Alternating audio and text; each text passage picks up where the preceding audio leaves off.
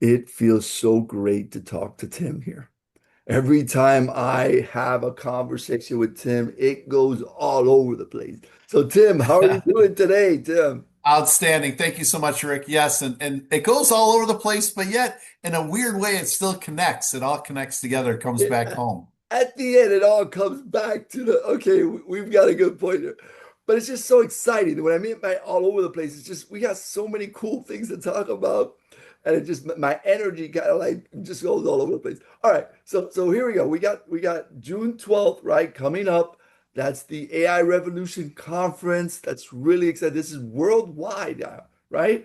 So people logging on remotely and all Woo! enjoying this. I love about these conferences that we can play you back. Wait a minute, I didn't understand you. Let me rewind. Okay, now I got it. So I know you say a lot of great things. What is your topic this year? Awesome. Thank you so much, Rick. I'm going to be talking about AI plus emotional intelligence, or EQ, is the future of leadership. AI plus EQ equals the future of leadership. Love it, love it. We were talking a little bit about this, and I'm like, the journey of self-improvement and the journey of technology, right? And who's Absolutely. gonna win that race, right? So Tim, let me ask you a question. What is your biggest fear of technology and humans not keeping up with that, that change we need to have to be successful, right? Yeah, you know what's really interesting? I'm really glad you used the word fear because right now my biggest fear is that people use technology as a fear. Hmm. And so when you're talking about AI, we shouldn't fear AI, but we fear how it's being communicated. And it's being used as a tool. Oh, it's going to replace people. It's not going to do this. And it's going to do all these different things. And it's used as a fear tactic as opposed to how can it increase our human-centered design, our efficiency, our collaboration? How do we work together? How do we provide better customer experience? How do we engage our employees? How are we a more innovative organization? AI will help get you there, but how it's being promoted is very fear-based. And so my biggest fear is how AI is being communicated. Wow. And who's doing that communication, right? Who Yeah, owns you know that? what? It's the leaders. And it's the leaders, and I don't know if it's consciously or unconsciously, subconsciously, deliberate or not. I'm not sure, but that's really how it's coming across is people hear AI and the first thing they think of is fear. When in reality it should be, wow, how can I learn more? It's an engaging, empowering, innovative, customer-centric design. We live in a very amazing time. Like, think about this. At this time in our life, we're going to be able to use a tool that enhances so much more that we're going to be able to accomplish in life.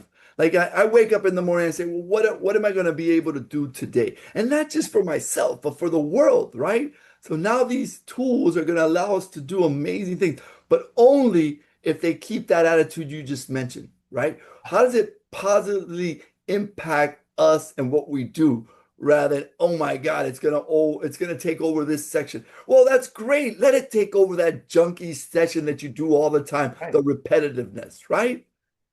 Let's do Let's the use our deeper things. mind-given talent, right? We've got amazing brain that isn't truly utilized until we let go of that frivolous thing, right? Yeah. And I'm going to take what you're saying a little bit different direction Okay. in that with AI, we really need to embrace our younger generation. What do I mean by that? Hmm. You and I, Rick, we have a lot of wisdom, a lot of experience. And you know what? It serves us really well in a lot of ways. But when we look at things like technology and AI, we have to unlearn Wow. to relearn to learn something. So we literally have to, because we have all this amazing knowledge and amazing experience. Others, people could call it baggage. Yeah. Okay. To learn something new, we have to forget or do things differently. Whereas our younger generations, especially those coming right out of college, this is all they've experienced. So it's just learning. And they're just learning and it's smooth sailing.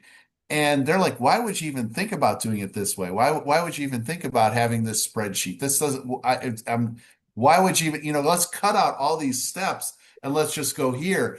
And so it's really rewiring. And I like to say that someone's physical age, it's in the past, we'd say this was kind of a liability. Oh, they didn't really have the experience. And I say the age is actually an asset to somebody right now if somebody is much younger. And so it really is like a um, democratization of the workplace that everybody has a voice that's so important and so valued.